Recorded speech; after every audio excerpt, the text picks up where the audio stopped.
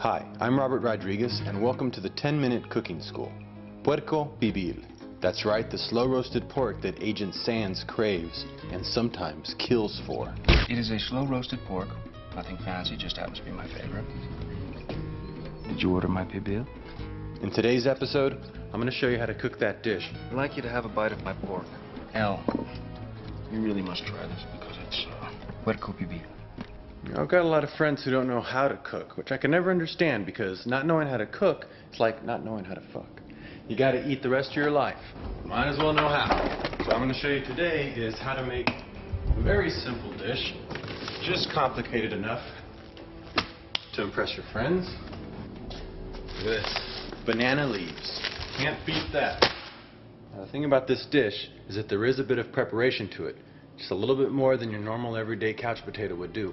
That's what makes it cool. Pibil is a dish from the Yucatan, and it uses anato, also known as achiote. These are a hard, earthy looking seed that gives the meat its color. The only gadget you'll have to get is a coffee grinder.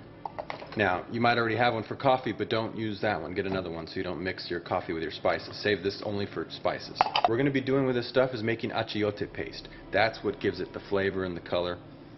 Now, you can buy pre-made achiote paste, but it's weak. And so, as long as we're doing this all from scratch, let's just go all the way. You will need 5 tablespoons of anato seeds, 2 teaspoons of cumin seed, tablespoon of pepper, 8 allspice, half a teaspoon of cloves. I mean, check these out. These are sticks, you know. You got to grind them up in the grinder. Grind the spices. This is very important because anato seeds are hard as rocks, and if you don't pulverize these into a fine dust, it's going to be gritty, stuck in your teeth. Oh, not be very good. Couple of habanero peppers, very hot, very cool. But we're going to take the seeds out and take out the veins, so we'll wimp it down a little bit. But if you want to turn up the heat and surprise your friends, leave a few seeds in there. Half a cup of orange juice, half a cup of white vinegar.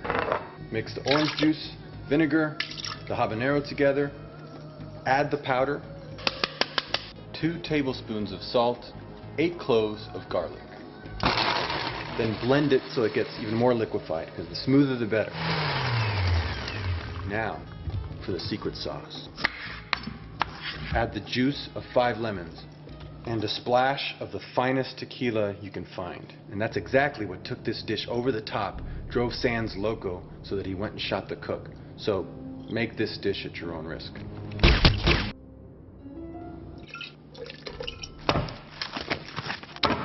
Five pounds of pork butt.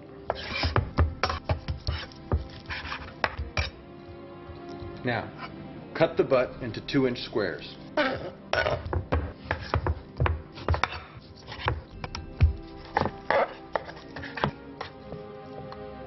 Set it in a large Ziploc bag.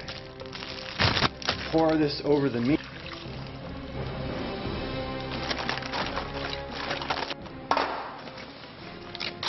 Know those banana leaves? We're going to use this to line the pan. Now, you could just use tin foil, but this is much cooler. Also, it gives it a bit of a flavor, maybe. I don't know. Add some more on top. Wrap it up nice and tight. You don't want any steam escaping because that's how the meat's going to cook. We're going to roast it slowly for 4 hours. We're going to set it at 325. So what's great about this dish is that you can go on about your business. You don't have to sit there and watch the stove. It's going to cook on its own. You can go do other things. 4 hours later, it's chow time.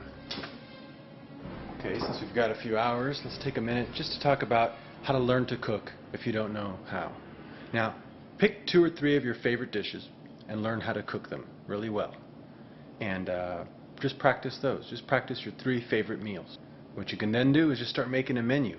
Your dream restaurant. What would your dream restaurant have?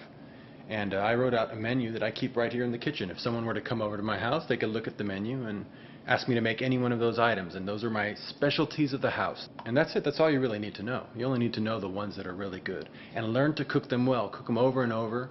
Cook them once a week. Cook them once a week or every other week. Experiment. And you'll get better at it. And you've got to eat the rest of your life. So might as well eat well. Here it is. Puerco Pibil, or cochinita pibil.